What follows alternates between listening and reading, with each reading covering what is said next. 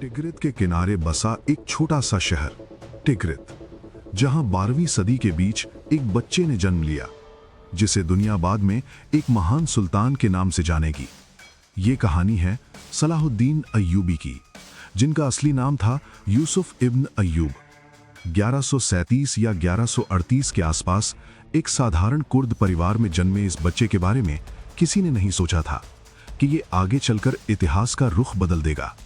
उनके पिता अय्यूब और उनका परिवार कोई बादशाह नहीं था, ना ही उनके पास कोई बड़ी सल्तनत थी, लेकिन उनके पास था इल्म, सादगी और एक मजबूत किरदार। बचपन से ही यूसुफ तलवार से ज्यादा किताबों में दिलचस्पी रखते थे। वो इल्म हासिल करते, धर्म को समझते और एक शांत जिंदगी जी रहे थे, लेकिन तकदीर ने उनके लिए कुछ और ही लिखा था। उनकी जिंदगी का असली मोड़ तब आया जब उनके चाचा शिरकुह ने उन्हें अपने साथ मिलिट्री कैंपेन में शामिल किया। शिरकुह एक महान जनरल थे। यहीं से शुरू हुआ यूसुफ का असली सफर, जंग के मैदानों में, जहां हर दिन एक नई चुनौती थी, हर कदम पर खतरा और हर फैसले में जिम्मेदारी।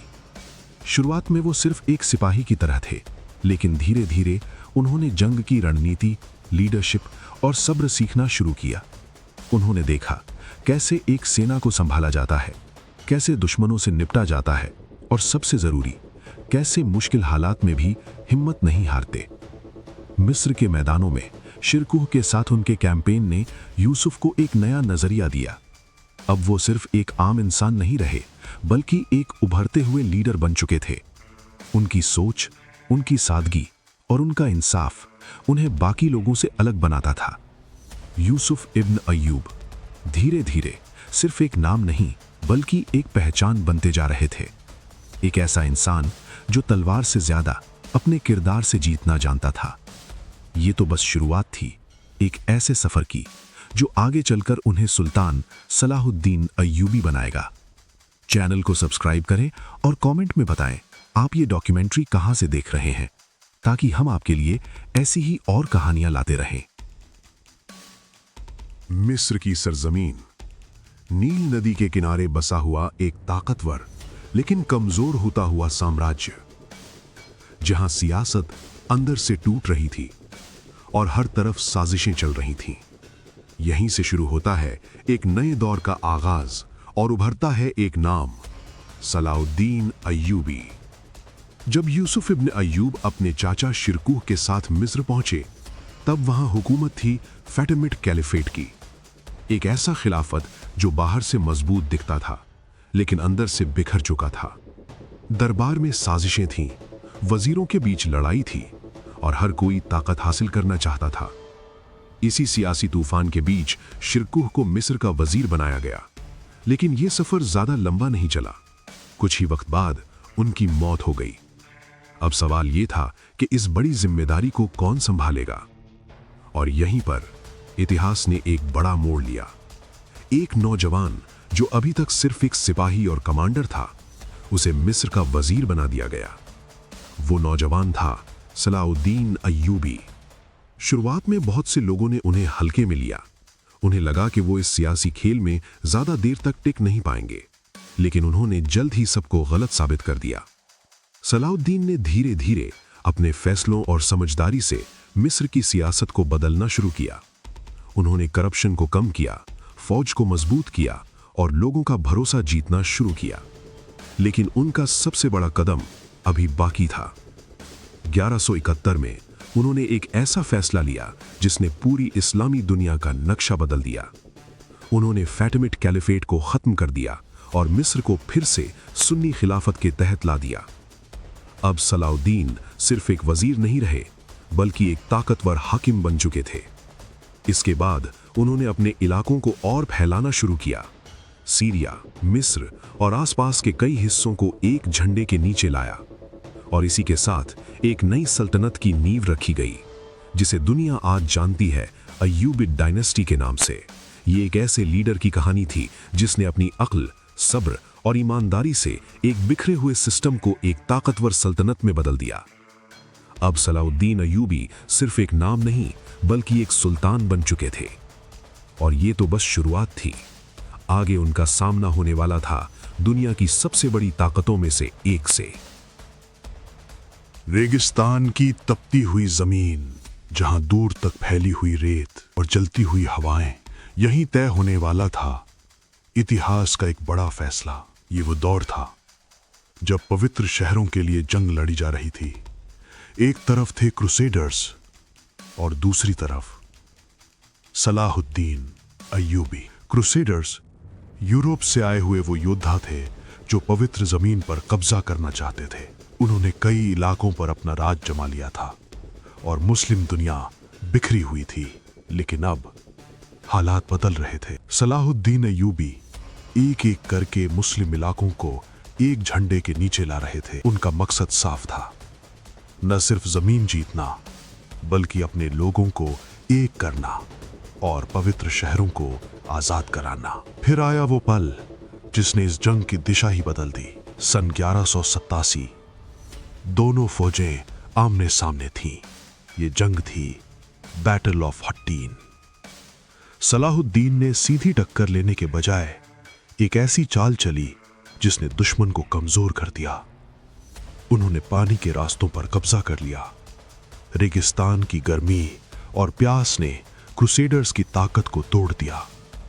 धीरे धीरे दुश्मन थक चुका था, उनकी फौज बिखरने लगी और यही वो मौका था जब सलाहुद्दीन ने अंतिम वार किया।